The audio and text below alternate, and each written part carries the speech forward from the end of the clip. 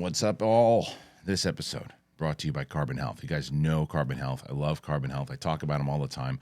They're known for having over 120 locations that handle urgent care, COVID, RSV, flu testing, vaccinations, but you should also know that they expanded into primary care services that also include connected health, which means that the idea of health isn't just about our bodies, which is obviously very important, but it's also about our mind.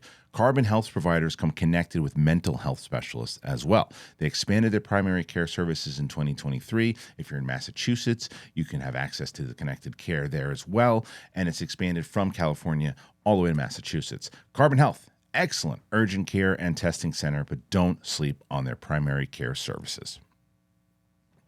What's up, everybody? It's Monday. It's Monday. It's me, Kristian Harloff, here with a fun special solo show, and we've got a lot going on, which I'll tell you about this entire week. A lot of fun guests coming up, a lot of things in general. And this today's show, we've got a lot of really fun news stories. Dune, apparently Rebeca Ferguson says that this is superior to the first, and that makes me excited because I loved the first one very much so. The Harry Potter series is getting a lot of talk. A lot of people are talking about, is it a good idea? Is it a bad idea? Lots of talk overall. Lots of talk about the Little Mermaid, whether positive, negative, excited, not excited. Well, it also has a runtime, and it's a long runtime. Not as long as Martin Scorsese's new movie, but man, it's a long one.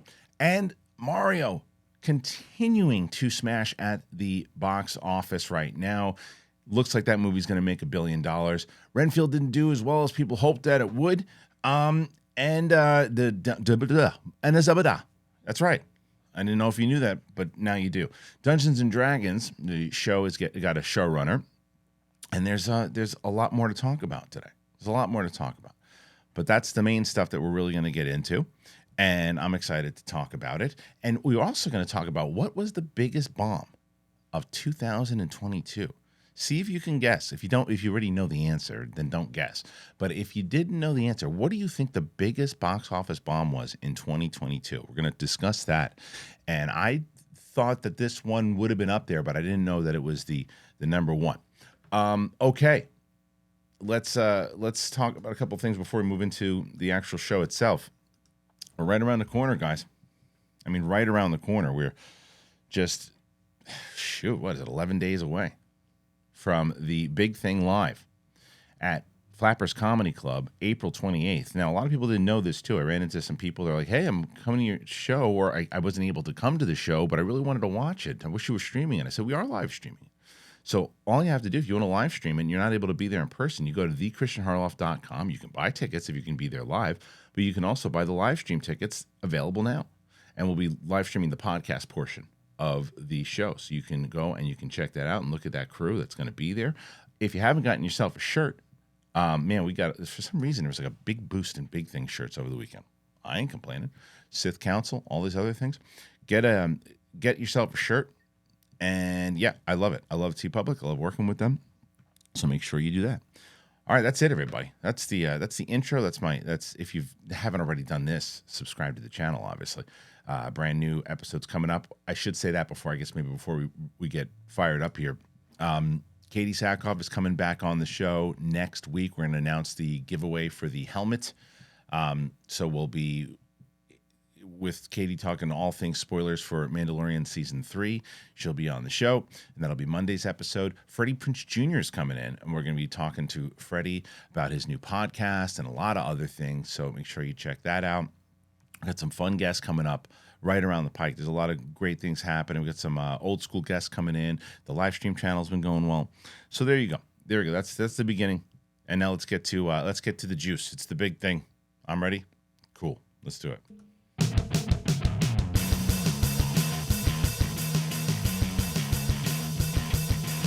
What's going on, everybody? Big thing. Monday. Hope you had a good weekend. I had a good weekend. It was good. When for old school Schmoes fans and Schmodown fans and people in general that know the great Mark Riley, him and his lovely wife now, Julie, they did the thing, man. They got married over the weekend. So we went out there and It was a nice little Friday, Saturday thing. And hung out with Dagnino a lot and Kaiser. I mean, I hung out with everybody. There's a lot of people there. Rachel Cushing was there, Mark Anopik, Dan Merle, Sam Levine, Mike Kalinowski, Shannon, Emma Fife. There's so many people out there, and people that I missed. But I mean, I'm sure people also that I just forgot to say that were there that I hung out with as well. But it was a good time. We had a blast, and it was nice to get away, like in kind of wine country, and it was a nice little celebration, if you will. Well, of course, Mark Ellis was there. I can't forget Mark Ellis, but I always assume everybody just thinks that he's at these things as well. And we had a good time. So if you have an opportunity, send over a tweet to Mark Riley and say congratulations. And he's very, very happy, as he should be. And then I was like, okay, we got a big week coming up.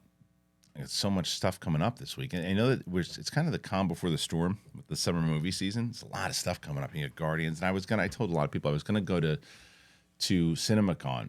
And I got approved for press. I had all that stuff. And I just can't make it work for my schedule. And then when I get back, if I got back on that Thursday when it was over, and then we got to jump into that Friday live show, it was just too much. So unfortunately I can't go. And it's a bummer because I know that it would have been tremendous for the coverage I could have given you guys with The Flash coming out, and I think they're going to screen Mission Impossible and a bunch of other things, and Guardians first look and all that.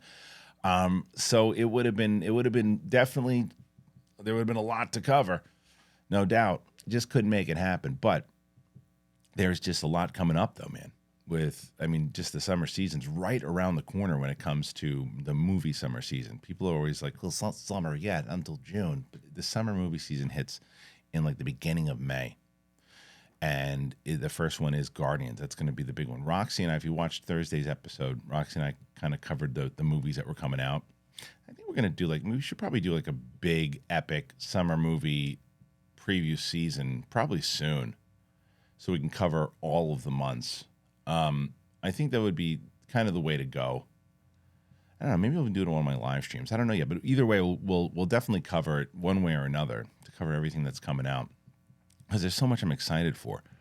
And yeah, so I hope you've been enjoying all the stuff that we've been doing. And like I said, there's a lot of Star Wars with Celebration that hit.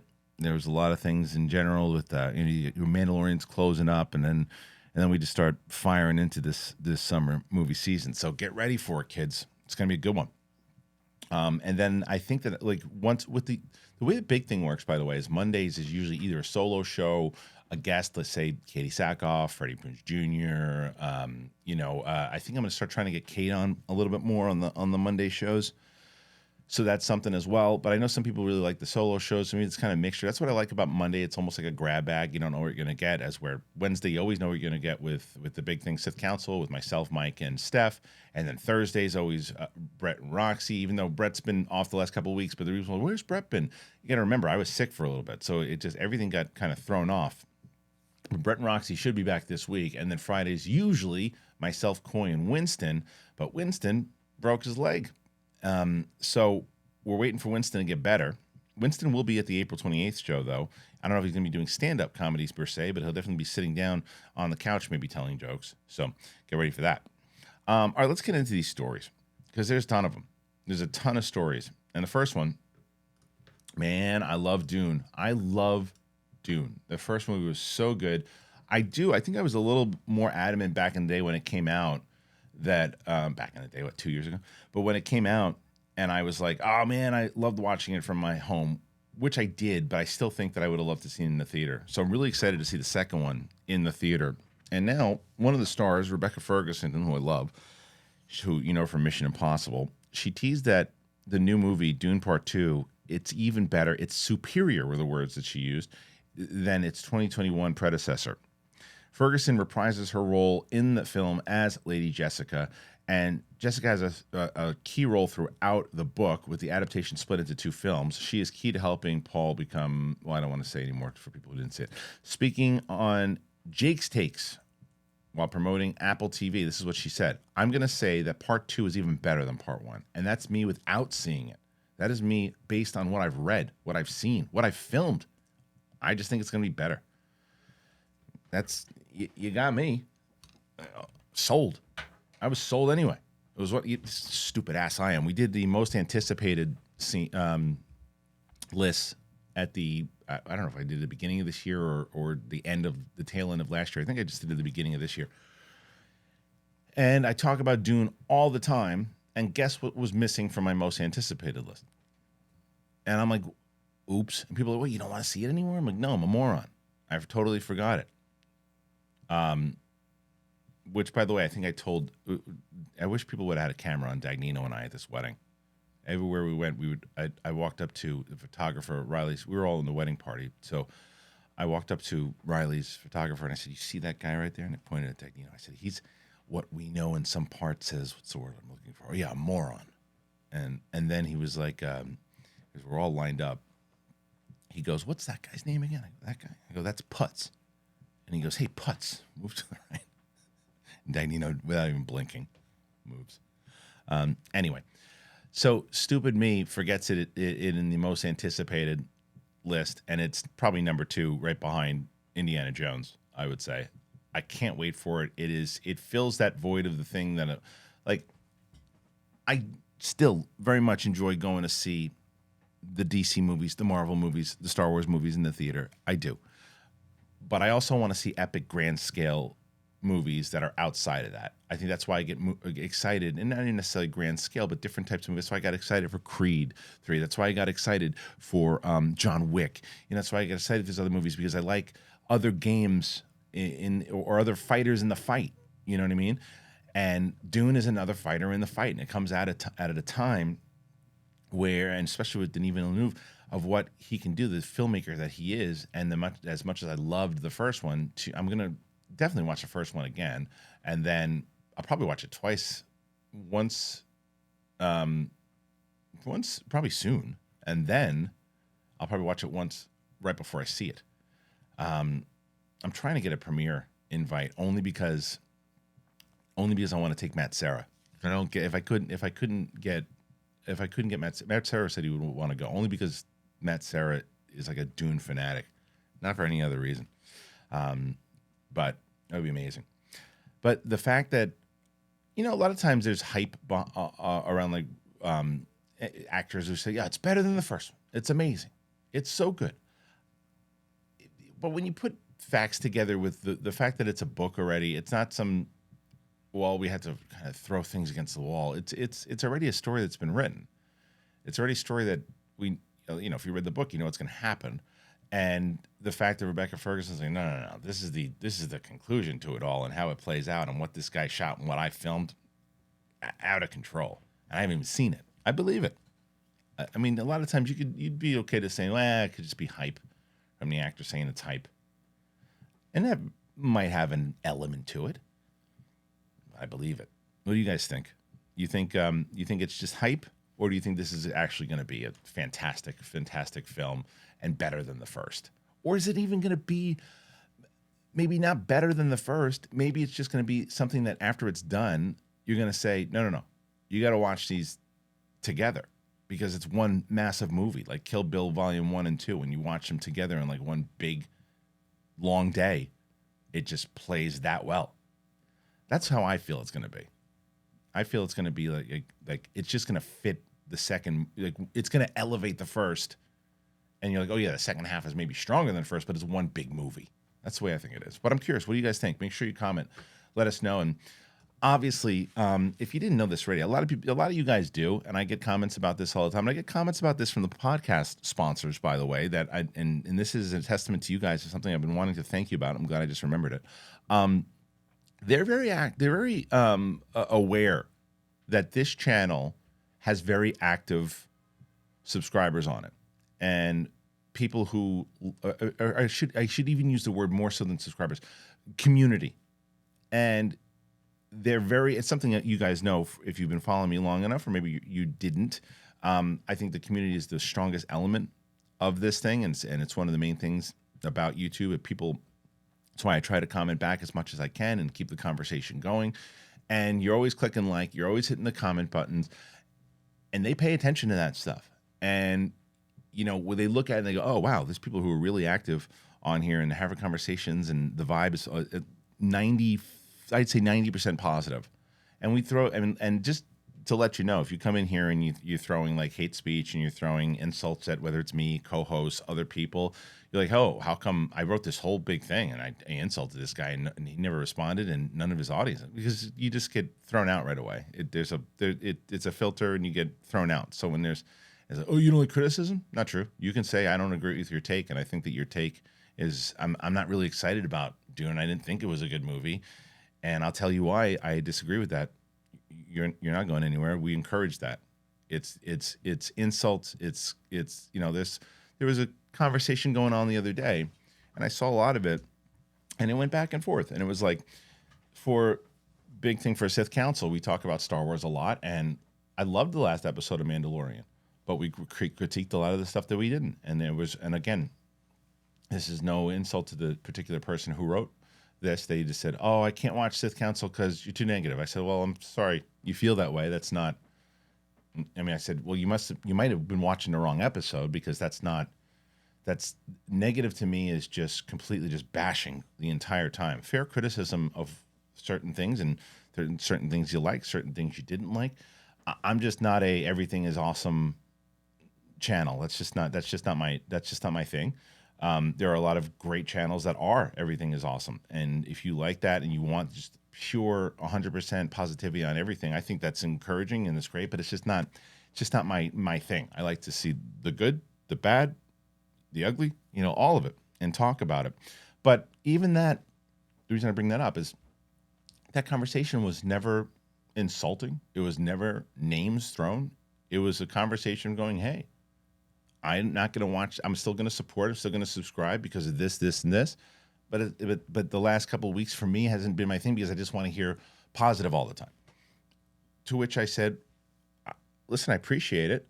I don't agree with the assessment, and I think that if there's certain things that it's just not my thing, and back and forth, and we had a positive conversation. Even people who were chiming in were having positive conversation about it. I encourage that. I love that. I don't have to agree with it, but I love it. And you're not going to get thrown out for that. So that's what I'm saying. The community aspect is really important over here. So if you're throwing that comment in there, you're throwing a like in there, you're having conversations with other people, thank you for doing it. I really appreciate it. It's tremendous. It's helpful, and it's being noticed by a lot of people. Obviously myself, but a lot of people. So thank you for help growing the show and growing the channel, because without you guys, we couldn't do any of this. All right, let's move on. Let's head on over, and we're going to go to the next story. And that story is going to be this runtime for Little Mermaid, man. So there's a lot of talk about the Little Mermaid right now, and I think there's a lot of criticism on it. There's a lot of criticism, I think, that is unwarranted and racist and hateful and garbage, to be honest. Then I also think there's warranted criticism, as we were just talking about. CGI didn't look very good. Crab looked terrible. She looked great. Her voice sounds great. But the question is, will it deliver on an overall scale? And we don't know the answer just yet. But what we do know, and again, a lot of these stories are from darkhorizons.com, and it says that Disney's live-action remake of The Little Mermaid is continuing the trend of long blockbusters this year. And now this film is reportedly set to be the longest live-action Disney remake. According to a new listing from AMC Theaters, The Little Mermaid is clocking in at 135 minutes, which is 2 hours and 15 minutes.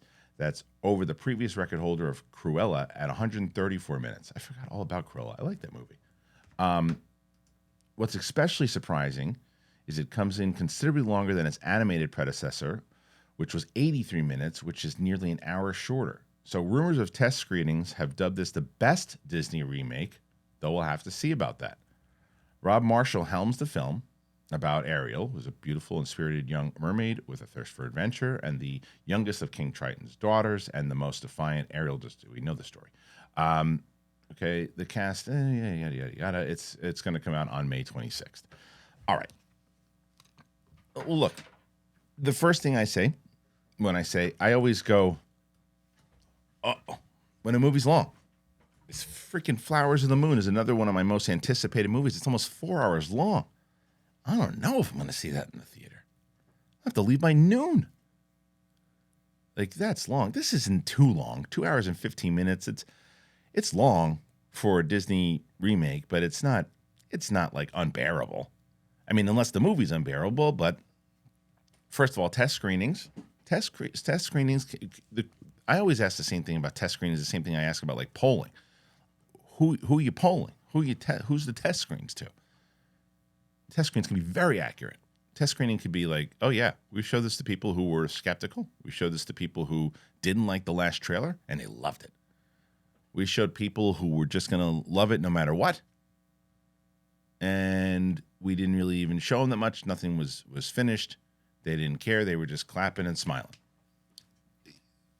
Who knows who the audience was, the test screenings. Now, I would say it's probably closer to the first and of just people who were going to see the movie, and that's encouraging. Rob Marshall's a good director. I'm telling you, my biggest concern out of all of it was not the singing. It's not the casting. It was the look of the crab was terrible, but that's a small thing.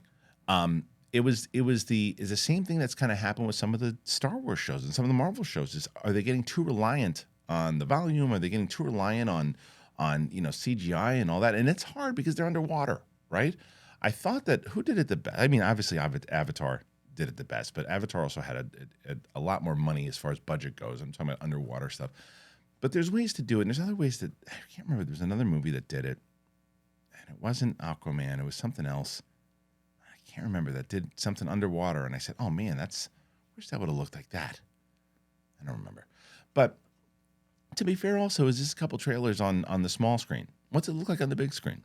And does the story work? But 2:15, if the story sets, and that also does mean you're adding, which one of the biggest criticisms on the Star Wars, on the live action remakes have always been, well, I've seen all this before. This is why'd you remake it if you're just going to do the same movie like The Lion King? There wasn't really much that they added to that. Beauty and the Beast, it wasn't too much that they added to that. I liked both of those. Call me a simp when it comes to that. I liked all of them. And I also saw it with my kid, and I was watching it, and I understood criticisms for it, but I didn't mind them. I thought Cinderella was the best, and Cruella. Cruella, obviously not really a live action remake per se. It was a kind of a prequel origin story. So, but I would say Cinderella was the best, where they took something and really dove into the core of what it was and added more to it to enrich the story. And if you're adding an hour to this, it certainly seems like that's what you're going to have to do if it's 2:15 and the other one is barely 1:15. So that should be encouraging to people who are going to see the movie. That means that they're actually writing more and they want to explore more of the story, and they want to explore the love story, and they want to explore more about the home stuff, and they want to develop character. They want to add a couple more songs. So yeah. So what do you guys think? Where are you guys at with it? Once again, if you're coming into the comments section and you're going to have a positive conversation about it, your critiques are encouraged. Your skepticism, also, if done right, is encouraged. Your positivity is encouraged. Have a good conversation about it. If it's going to be one of these things where you're just going to call names, blah, blah, you're not going to make it into the comment section. But again, I say that with this audience where it doesn't really happen too much here. So I want to hear your thoughts, though. What do you think? Do you think that this is going to be a good movie? Are you actually encouraged by the 2:15? Because it means they're adding more to it off of that big criticism of that it's not the same movie, it's something different, they have their new take on it, or is it too long for you? Is that just too long? You weren't excited about it in the first place, and this is going to kind of either bring back the excitement, or maybe it encourages. I'm so excited, actually, to hear what you guys think. All right, speaking of excitement, I'm really excited because we have a lot of great sponsors on this show. And I got to tell you right away about Green Chef. Green Chef, guys. I've talked to you guys about a little bit more about Green Chef recently, and they've been sending stuff to my family. Oh man, it's so good. It's so delicious. The chicken and the beef and everything about it. It's really, really good. I hope that you guys have tried it already. It is a CCOF certified meal kit company. If you didn't know, it makes eating well as easy, really easy, and it has these plans to fit every lifestyle, whether it's keto, paleo, vegan, vegetarian, gluten-free, or you're just looking to eat more balanced meals. Green Chef offers a range of recipes to suit your preferences. I did this too, by the way. I had this. I do like a stir fry with it. I put like the brown rice with it. It's so good. It's convenient. It's easy. It's really, really good. You can bring more flavor to your table this spring with Green Chef's wholesome, elevated recipes. They have the seasonal, they have organic produce and unique farm fresh ingredients like rainbow carrots, bok choy, and olives. It's incredible. They have the options that, they have these different meal kits, and I took the family style, which is what I really like. It's the #1 meal kit for eating well with dinners that work for you, not the other way around. It's amazing. If you're craving like a particular recipe, you can double the portions in your weekly order with just one click. They offer more customization now than they ever did beforehand, and you can swap protein in any meal that features chicken, beef, or salmon for USDA certified organic ground beef, USDA certified organic chicken, wild-caught sockeye salmon, and you can now add chicken or fish to select vegan and veggie recipes each week for that protein boost. I love it, man. I had it. I've had it a couple different times, but I just got these two right before I left for the wedding. These 2 big boxes that were sent, and man, like everything that was sent in there, it's like a lot of these other boxes they send. Sometimes they send like stuff you don't need. Everything in there. I'm like, oh, I definitely want that. I want that. To give different options to cook. So many different healthy meals, but just delicious meals, tasty meals. So good, so good. I did this pesto chicken that they sent that I made. Oh, so yummy. The beef's fantastic too. These little burgers. My wife made a whole bunch of burgers. When I got back, I had one waiting for me. Anyway, you want to go over to greenchef.com/thing60. You got to use that code thing60. And why? Why do you use thing60? Because you get 60% off plus free shipping. Did you hear that deal? 60% off. Try it. It's worth just trying. I never heard of this thing before. Well, now you just heard about it, and now you get 60% off. So do it. It's really, really great. We absolutely love it. Please go and check it out. It is Green Chef. I'm telling you, man, you help out the show tremendously, and you help yourself out. I'm telling you, if you've never heard about Green Chef before and you've wanted to try it, it's so delicious. And you're not going to find a deal like that, the 60% off. When they told me, I thought I misread it. I said, no, it says 60% off. 60% off. Try it. And let me know, though, when you do, if you like the meals and you like what you're getting and you like on all the beef, the chicken, whatever the stuff that they have there, and you're really enjoying the meals, please let me know, because I let them know. And then they go, oh, that's great. The audience, and this is what the audience has been doing. All right, let's move on to another story, by the way. And we got some good ones. We got some good ones. Here's the next story. All right, the next story here, moving on up, is this Super Mario Bros. That's not a Super Mario picture, but these are the other 2 movies that came out during the weekend. But Super Mario takes the title again. It is absolutely crushing. Super Mario Brothers was in its second week this week against also 2 other movies. But you had Super Mario Brothers, which is the running champion at the moment, and it took in $87 million in week 2. And it only had a 41% drop from its debut last week. That is the best second weekend ever for an animated film, ever. To date, the film has grossed $347.8 million in North America alone and $678 million globally, and it's on track to earn well over $1 billion by the time it is over. So that also means that Renfield did not do well. It opened in 4th place, and it only made $7.7 million, falling short of expectations, and not a good sign for a film that cost apparently $65 million without marketing. It didn't have good reviews, and both critically and a B- cinema score seems like it's not going to do well for Renfield. It came in behind the most cost-efficient Russell Crowe-led R-rated demonic thriller, The Pope's Exorcist, in second with $9.1 million. It didn't do good reviews, but it was only made for $18 million, and it's probably going to make its money back. John Wick 4 came in third with 7.9. In its fourth weekend, it has now overtaken the third film to become the highest earner of the franchise with $160 million domestic and $349 million globally.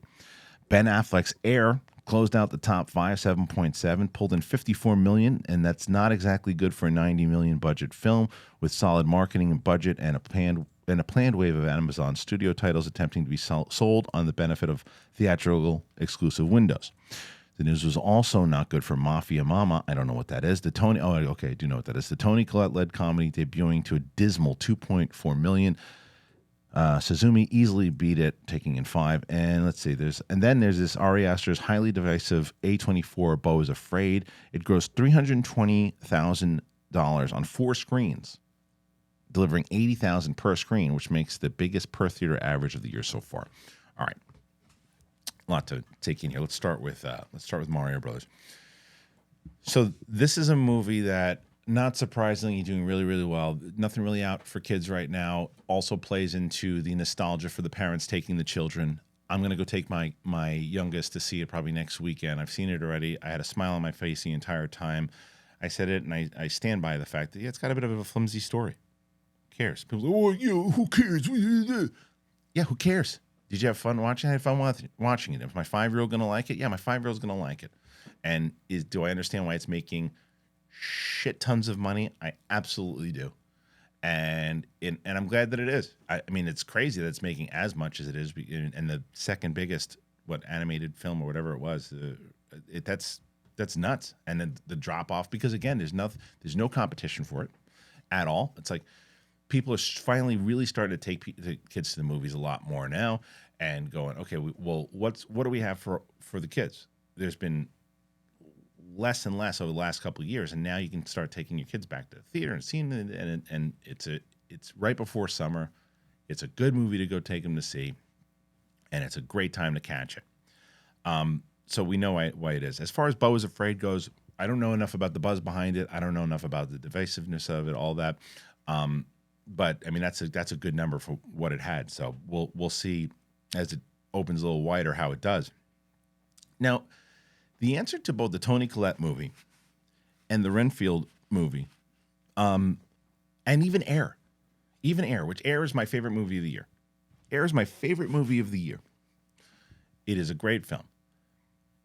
But it goes back into my same thing with Renfield and not being my favorite movie of the year. Renfield I thought was if you looked at the trailer, that movie's not for me. But if you look at the trailer and you like the trailer and feel that this kind of over-the-top silliness and people ripping arms off and blood spraying everywhere and all that kind of stuff, and you enjoy that, what they deliver in the trailer, in the movie, what they promised in the trailer. If you looked at the trailer going, I don't know about this, then you're probably one of the people that said, not for me. This guy. But I'm not surprised it didn't do very well. I'm not surprised if it cost that kind of money, and I'm not surprised. Like, you look at the Russell Crowe movie that is going to turn a profit because it cost nothing to make, didn't get great reviews, but they scaled down on the budget to make a profit. That's what we've been talking about for a lot of these other movies, and this is massive. This is kind of ideal. This is what I'm saying when you scale things down, like the Terminator thing that I talk about all the time. How taking big risks like Black Adam and spending almost $200 million on that movie, and then it barely breaks even on $400 million or whatever it is. That movie should have cost that movie a smaller budget. Should have been like $90 million to $100, or scale it down even more. But movies like Air, and again, I love it. It's my favorite movie this year. Costing almost $100 is a massive risk in today's market in the theater, because this is not 1998 when people are going to the theater to see everything and see movies with acting. People go to acting, seeing movies with just drama and character building. It's not why people go to the movies a lot of times. It's not saying that it doesn't add, and not saying that it's not going to affect people's enjoyment of a film if there's more of that stuff inside of it. But box office is about the spectacle. Box office is about the I'm hoping and crossing my fingers that something like Dune can be spectacle meets story meets character, and all. I know that the movie will, but saying that people will want to see that because the first one did good, but it didn't do like almost $1 billion or whatever the hell it does. It's an escape. Right now, it's why the movies like and even the Marvel movies right now need to pick up on the side of that. This is, I guess, going with my point that you need to have both. It's got to balance both, because you look at Ant-Man. And what the hell just came out? Didn't something else just come out? Was it Ant-Man? Was the one that just came out? What else? Something. Yeah, it was just Ant-Man. Yeah, Ant-Man was the one that just did like okay. It just like barely broke even, right? Or didn't even break even, because it had too much spectacle and not enough character, not enough all that. So when you have movies like Air, when you have movies like Renfield, these are movies that today you can find them on Netflix. These types of movies, you can find them on Amazon, and by putting them in the theater with that kind of budget, it's going to be risky now. People aren't going to the movies for those types of films. And if they are, and if you're going to put them in the theaters, you got to take the budget down. You have to. You cannot do a big budget movie like Renfield should not have cost that much money to make, because you're not going to make that back in the theater, because it's too, unless it's like and even then, look at Air. Air's fantastic. It's getting great reviews, but it's not getting people in the theater. It's not a movie that people are going to be rushing out to see and breaking box office right now. And what Renfield should have done, what that Russell Crowe movie did. It should have been a way scaled down budget, because then it could have made movie money over time. Same thing with the Toni Collette movie. It's like, that seems like a movie built for a streaming or Netflix or Amazon or anything right now. And maybe it catches on and maybe people see it. But theater, it's tough now, man.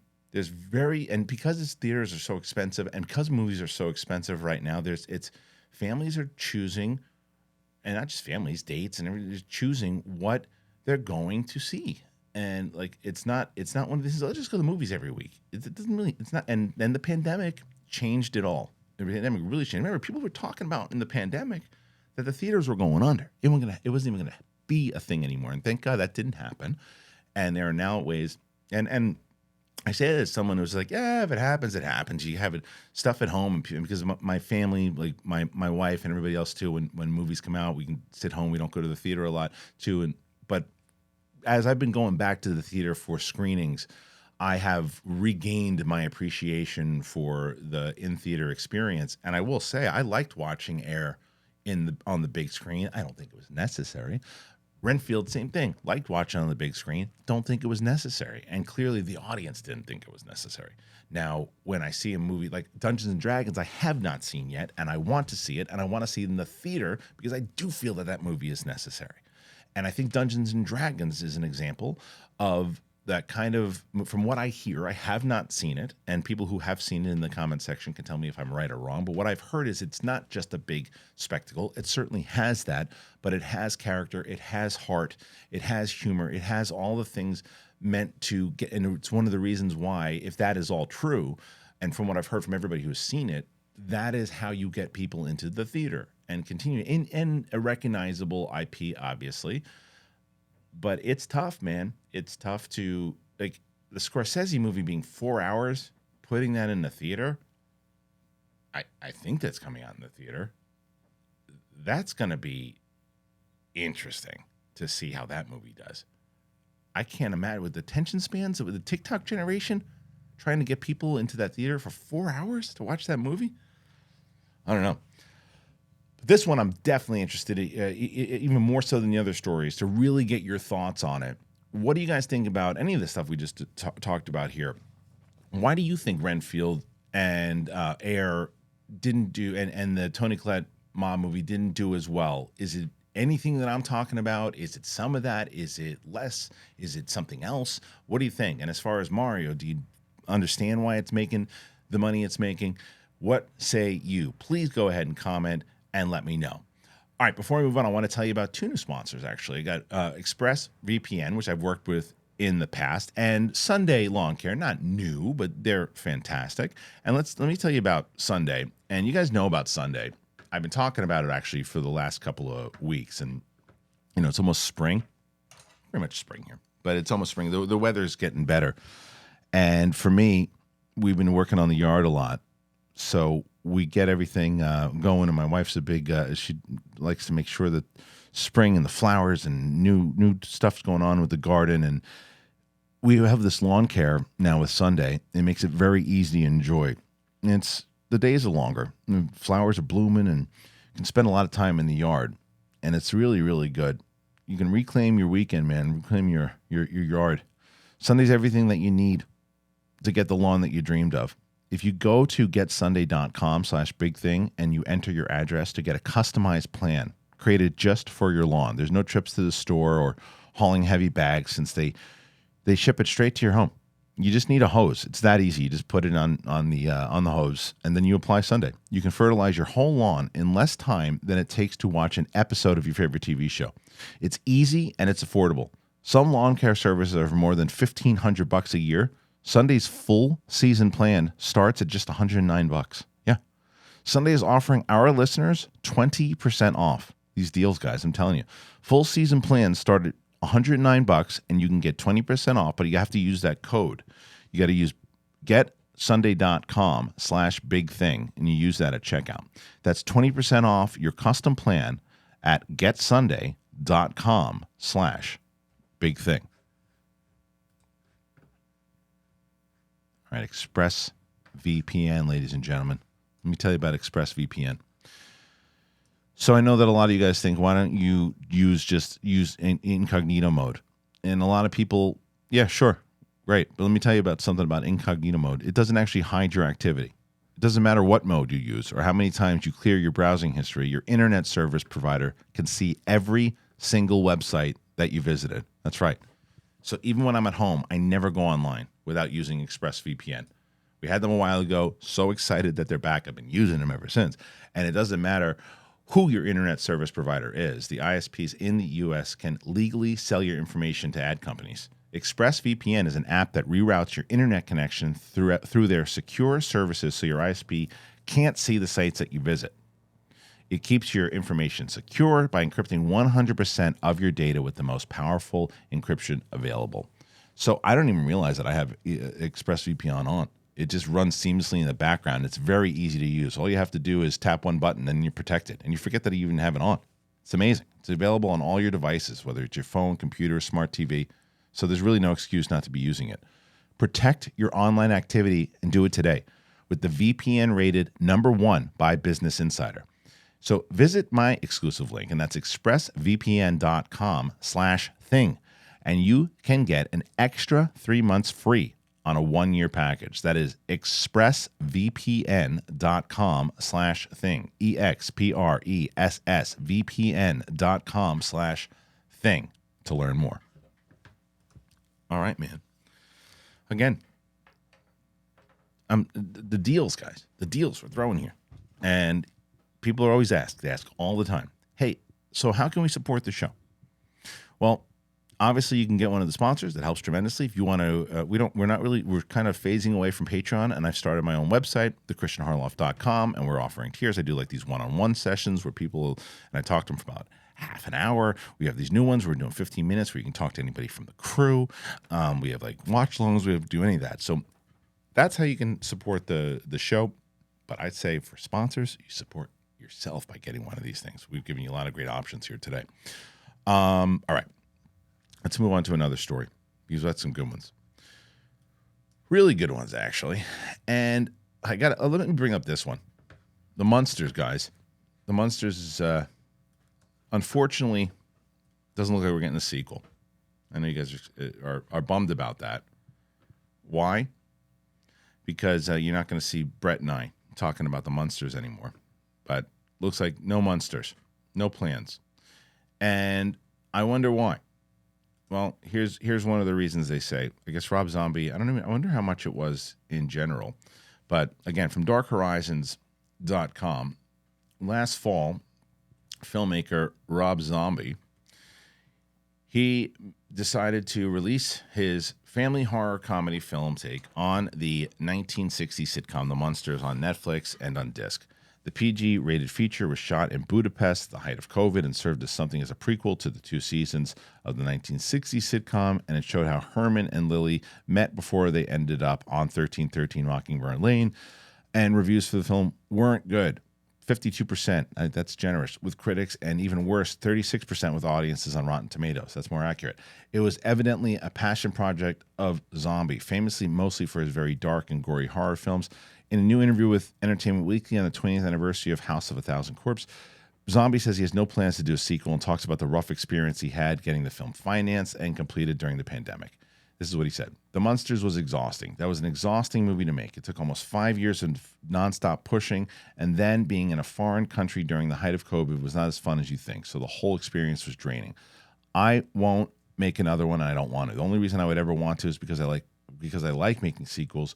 You have so little time with the first movie to develop these characters, and towards the end of the Munsters film, you go, okay, now that that's set, you can jump in. Zombie said that currently focused on music and set to tour this summer with Alice Cooper. This is good news, to be honest. I got nothing against Rob Zombie. I think he's a very talented musician. And I actually really like how passionate he is about filmmaking. I really do. When you hear him talk about it, the guy loves making movies and he loves doing these things. I just don't happen to like any of his movies. That doesn't mean anything except it's just not my taste. But that movie was terrible, in my opinion. You guys could love it. I'm part of that 34% or whatever the hell it was on for critics or excuse me, audience. Yeah, and it's just not a good movie. But you feel for the guy when he talks about how hard it was during that time to shoot it. I couldn't even imagine, and trying to push together, and no matter what, like whether you like the movies or not, you always kind of applaud people that you put that much heart and effort and 5 years to make a movie and being able to do that and all that. It's commendable. And but again, it was rough. It was rough. But look, he calls it what it is. He doesn't want to do it again. And if he doesn't want it, then he shouldn't. So is anybody disappointed about that? I'm sure I have seen people, especially in the comments section, who have talked about, hey, I liked it. I didn't think it was that bad. I thought it was entertaining. Is there anybody here watching the show today that feels that way? Please let me know. I really am very, very curious if that is indeed the case. I got to know. All right, here's the thing. And I think that I was going to maybe even lead with this today because I didn't know what I was going to lead with yet. And I still might change it up. But as I mentioned at the top here, there's a movie that was the 2022, the biggest flop. Now, again, if you know the answer, then don't put it in the comments section. But if you don't, before you even have a chance to hear me say what it was, put a guess in there in the comments. Say, hey, before I even hear, this is my guess, and here's why I think it did the worst. There was a movie in 2020. There's a movie in 2022 that was the biggest box office flop. So we're going to talk about that right now. The answer, go ahead and push pause if you don't know it, what it is. But the answer, ladies and gentlemen, was Strange World. Disney's Strange World was 2022's biggest flop. So there were two male skewing Disney sci-fi animated films set on alien worlds, and three early mid-20th century period pieces make up the list of the 5 biggest box office flops of 2022. A new data analysis report over at Deadline has gone into the biggest box office flops of 2022 and breaking down not just their box office tallies, but home entertainment revenue, foreign sales, and streaming TV deals. Disney's animated pulp adventure tale, Strange World, was the biggest bomb of 2022. The film lost the Mouse House around $197 million. Oof. Coming in at a production budget of $180 million. Why is that movie cost that much? Just $55 million at the box office worldwide, and the film is up there with John Carter and The Lone Ranger as two of Disney's biggest flops. Not far behind for Disney was Lightyear. In third place, that's surprising. What was supposed to be a triumphant return to cinemas resulted in an estimated $106 million loss for the company. Again, here's your answer: $200 million production budget and a costly marketing campaign of well over $100 million. The film only managed $226 million at the box office worldwide. So, the second was Amsterdam, David O. Russell's World War I era ensemble caper comedy starring Christian Bale, John David Washington, and Margot Robbie. The result was a loss of $108 million for New Regency, $80 million, and as much again in marketing. The film only managed a paltry $31 million at the global box office. In fourth was the war drama Devotion, starring Jonathan Majors and Glenn Powell, which lost $80 million despite good reviews. This movie came out too early. This movie should have come out after Creed and Ant-Man. The Korean War fighter pilot story was a costly $90 million to make and had a fairly cost-effective marketing campaign. It only made $20.5 million domestically and barely broke $1 million overseas. Finally, in fifth place was Babylon, 189-minute epic about 1920s Hollywood, resulted in a loss of $87.4 million for Paramount Pictures. Okay, a lot to take in here, man. A lot to take in here. Let's start with the same conversation that we just had before. Babylon. 80 million production budget. They're aiming at the right thing. Too long. 189 minutes. Too long to get people in the theater to see that. Too long. About Hollywood? Too long. 80 million. It made 15 million domestically. That's not a movie. We're in a different time period, kids. No one's going out to watch 189 minute movie about Hollywood. It's just like, get out of your bubble. I didn't even see it yet, and I like Damien Chazelle, but I wouldn't go. I mean, if it wasn't covering this, it's not one I'm going to go out and see in the theater right now. It's not the first one. It's not enough for people to go, yeah, people are going to want to see this in the theater. Let's spend $90 million on it and then make it 189 minutes. It's insanity. If you're making it for streaming again, then sky's the limit. Have a blast. Do what you got to do. Different rules. Devotion movie came out at the wrong time. Now, I'm not talking about the Jonathan Majors legal stuff that's going on right now. We discussed it on Capes and Cowls.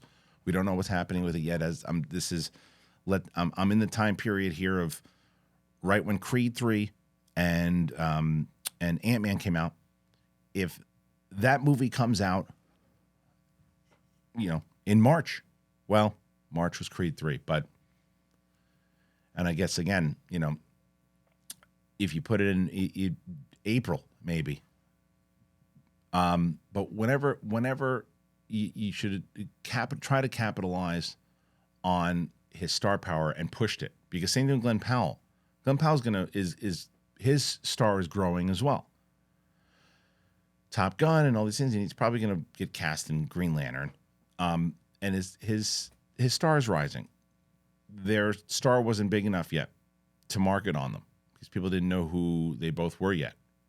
So I started watching that movie and I liked what I saw. We just didn't get back to it. But that to me is one of the and plus, again, harder movie to sell in the theater without two major movie stars yet. That's a harder one to sell. Now, it's not always that the movie star is going to get you box office, but it helps. It helps, and that was tougher at that time. I would have held that one back. So that those two easy to zone in on. Amsterdam, very easy to zone in on. Not a good movie, despite the major cast that you have. 80 million budget again, and it only made 31 because there's no buzz on it. I remember everyone when going to see it, it was like, oh, okay, it's David O. Russell, it's Christian Bale, it's John David Washington and Margot Robbie. This is going to be fantastic. Nobody's talking about it because it wasn't good. It just wasn't a good movie. So couple that with the, again, harder movie to get people into the theater with, especially when it came out. So that's not surprising to me at all. That that's coupled with not being a good movie, a little too long, and all over the place, and not a movie today that people are running to the theater to see. So, not surprising. Now, both Lightyear and Strange Worlds. Now, as far as Lightyear goes, it made $226 million at the box office worldwide. Not a good number. Even worse is that it cost $200 million to make with the story that it was, and with a confusing ending for children. Very confusing ending for children. I liked it, understood the ending of it because, again, the way that the time stuff and all that, and didn't mind. But it's not a very exciting film, and it plays off of the Toy Story character, right? And it's definitely not made for little kids. It just isn't. So a $200 million budget was a massive mistake with $100 million worth of marketing. Yeah, I mean, that's your fingers pointed right there. That was a silly move on how they did that, because they probably thought, hey, it's Buzz Lightyear. People are going to want to see Buzz Lightyear. And it wasn't the Buzz Lightyear that the kids were familiar with. It was definitely made more so for adults. And because I didn't mind the movie. Didn't mind it. Just was definitely not something that I was going to drag my 5-year-old to see, because she would have been like, what is going on? Especially the ending. Ending right over her head when she watched it at home. Didn't know what the hell was going on. So, and with 100 million markings, it doesn't surprise me that the movie lost money. And it also doesn't surprise me that Strange World didn't make money. Again, the difference is I thought that Lightyear is a significantly better movie than Strange World. Strange World is all over the place, and too bizarre at points, and it cost way too much money. Look, you want to spend $200 million on Lightyear. You want to take a risk on Lightyear because it's Buzz Lightyear and it's connected to the Toy Story franchise. I get it. I do. I get it. What in the world are they thinking? Putting $180 million into a movie like this that no one knows what it is. $180 million. It made $55 million at the box office. That's not even talking about the marketing behind it. That it's one of Disney's biggest flops. Yeah. It lost them $200 million. It lost them almost the amount. It lost them the amount of money plus $17 million more of what it cost to make. Oof. Brutal. That's brutal. That is absolutely brutal. I'm not surprised by I'm not surprised by these results. I'm surprised by the decisions of Disney on those two, where they could have avoided that by cutting down that budget, especially in the time period that we're in over the last 3 years. This is why I still am a massive advocate of cutting budgets down now. We went from that spot where it was like the $100 million movie to make a movie was a big budget. That was a big budget to make like a $100 million movie. Now it's like nothing. And you got to scale it down. Focus on real sets, focus on the characters, focus on the story. Stop with the spectacle. Stop with doing all these different things where it's like just putting what are they putting $200 million into Strange World and Lightyear for? What are you doing? What are you doing? Those movies should have cost $120 million tops, and Strange World even less. What is that? Who is it? What's happening? No one knows what it is. And then plus the marketing of it and everything. I mean, Buzz Lightyear or Lightyear was like $300 million with everything included. That's a bad choice over there.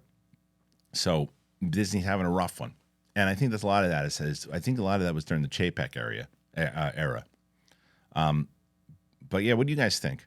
A lot of different. Did you get any of those movies? Did you know that some of those would be in there?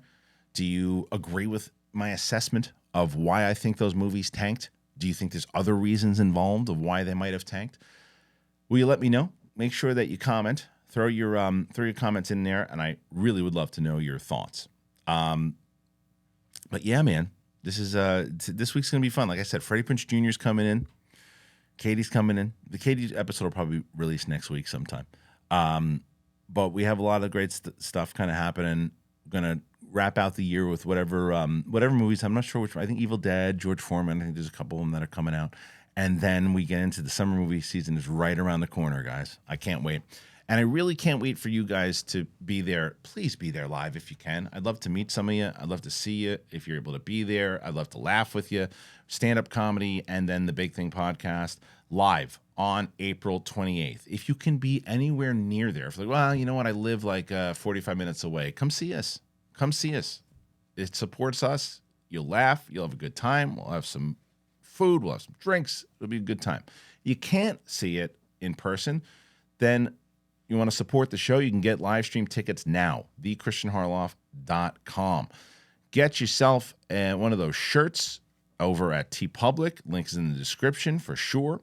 If you haven't checked us out on Spotify, we are available on Spotify. We are on video on Spotify. So once again, guys, thank you for joining me here today. Make sure you comment everything that you can. Check out those sponsors. I always put the links in for the sponsors as well. And you guys are the best. Oh, thank you to Carbon Health. See, did that on purpose. Thank you. You guys are the best, and we'll see you on the flip side. All right. Peace.